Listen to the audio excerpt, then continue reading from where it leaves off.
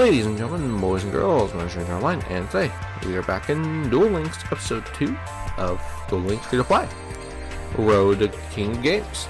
So, as you see, I've done a little bit of off-camera work, and I have gained us 4,712 gems. So, I'm going to go back into Arms of Giant, because I am going to be saving up for the end of your box. That gives us Firewall Dragon and Nightmare Unicorn. That sounds pretty good to me. So, today's opening, we are ideally getting more rail, more Infinitrack stuff, because I want to do stuff that later. Another Giant Hand, of course, the usual. I'd also take Pendulum Reborn, but just hop to the openings of pack. Ooh, wait, the first holo. It's Balefire. Let's go. Okay, so I need a rail. I need everything essentially. Oh, holo. Boot up Order Gear Force. That leaves us only one dead holo. Let's go. Good first 10 packs. We got the second Balefire, and we got a boot up Order Gear Force. Up. Here's another holo.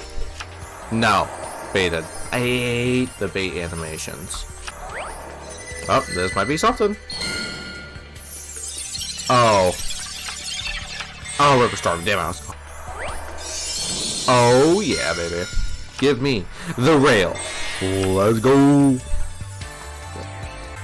That means with this rail, I'm pretty sure that cuts out the last of the boot up dynamos that I have awkwardly sitting in my deck. And now, since I need this in particular at least one card, this is where we want to start solo opening packs so that we can get it and we just reset box.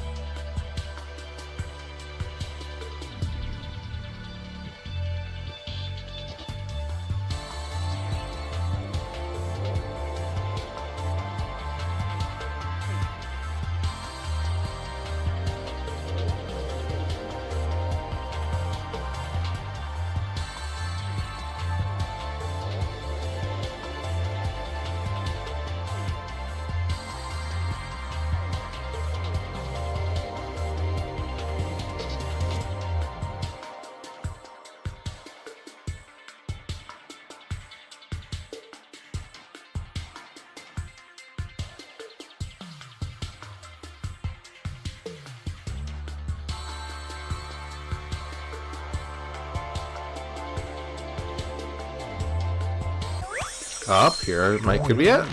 Big old Karibo. So what we get? Starry Knight, Starry Dragon. That is the ideal card. And now, since look, right? We would have just done 10 pulls. We would have 3 more dud packs we were going into. This allows us to reset box. And now we can start 10 pulling again for convenience sake. And get rewarded with the first pack Giant Hand. God damn! Oh, another holo? The playset of... Okay, the playset of Dragon's a bit much. Ideally, we have more rail and more Balefire.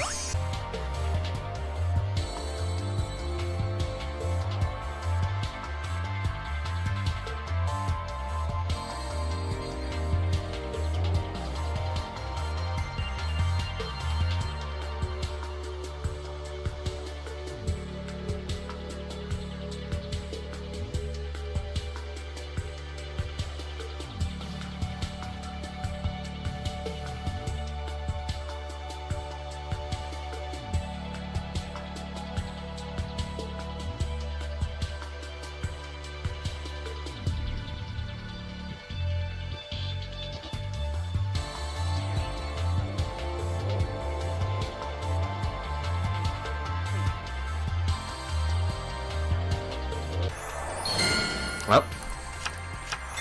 Ah, red hair hasty. It flashed and I was excited.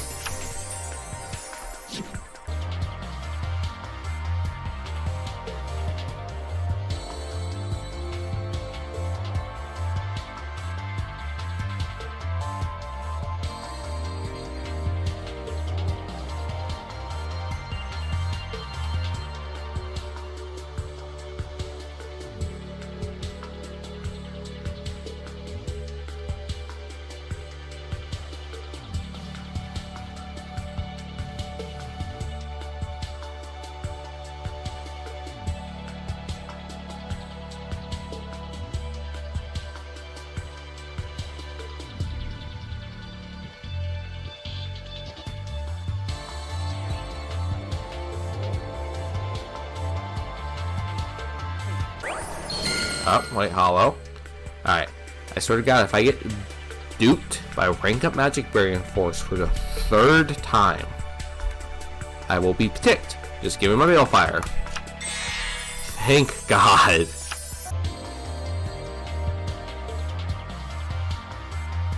Yeah, same philosophy. Open single packs so I get rail.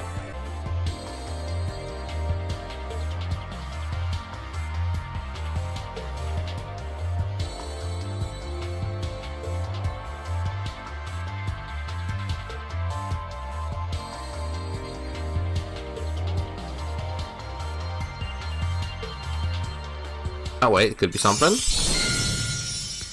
It's River Stormer. Okay. But at least that finishes off the playset of River Stormer. Oh wait, could be something. Okay. Please do not have bait me.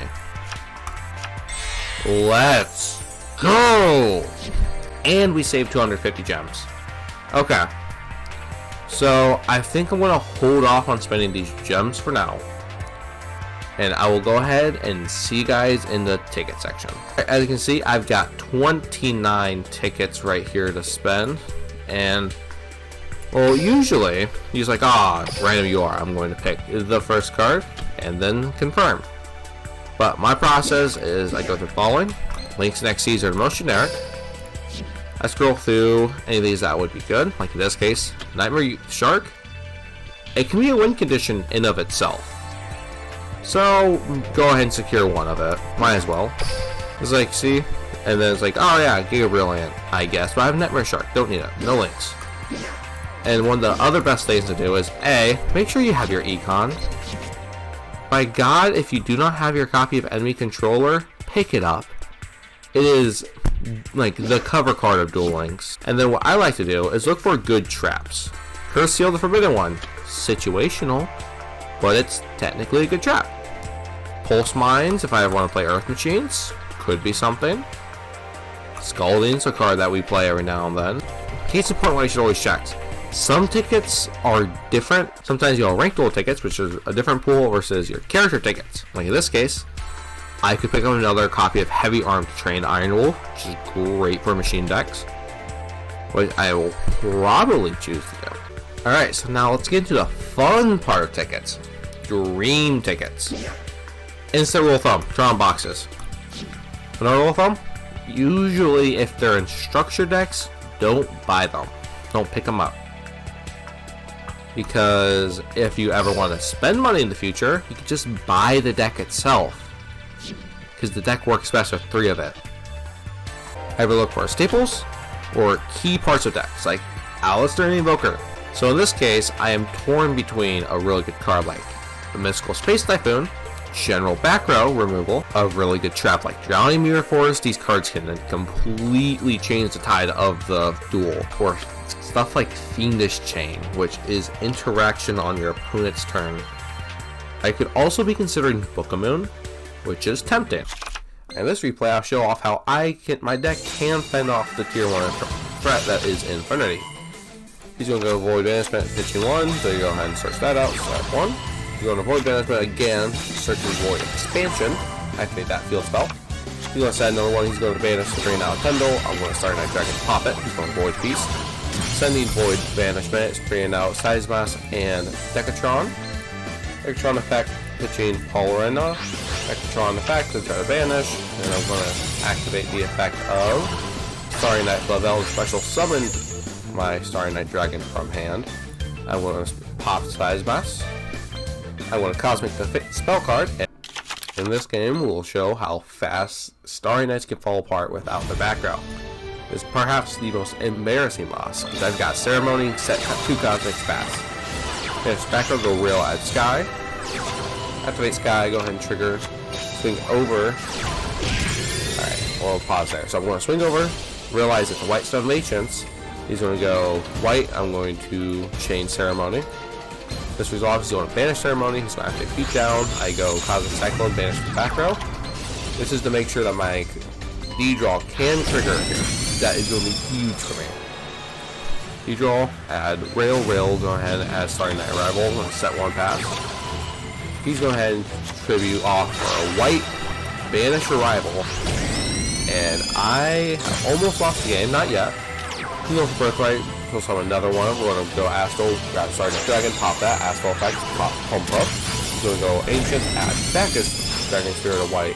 He's going to Red Eyes Fusion for Red Eyes Slash. He's going to Slash Effect. Still not realizing that I'm beaten up for some reason. We'll go Balefire here. Balefire, add Rail. We'll go ahead and search me a Starry Night Arrival. I'm going to set that and go ahead and go Starry Dragon to swing in for game. This game will show how fast I get out tempoed. So we'll go for Rail. Rail, go ahead and add Sky. We'll go Balefire. Balefire, go ahead and search out Flavel, but you activate Sky, normal summon Flavel. I'm going to overlay to a giant hand. I'm going to pass here, set Cosmic. He's going to MSC down Field Spell, MSC to back row, and then Asanado. Bringing out a 3500 Bloom Prima, 2500, swing over twice. Asanado, pop it, bring out 2.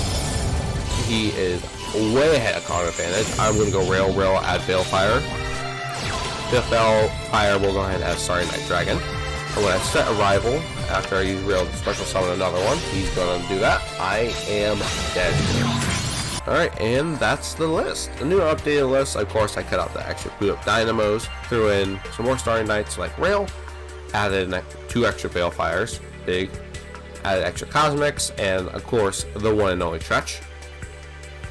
This list will probably be the final version. I don't know if I'm going back into that box due to future circuit releasing next week.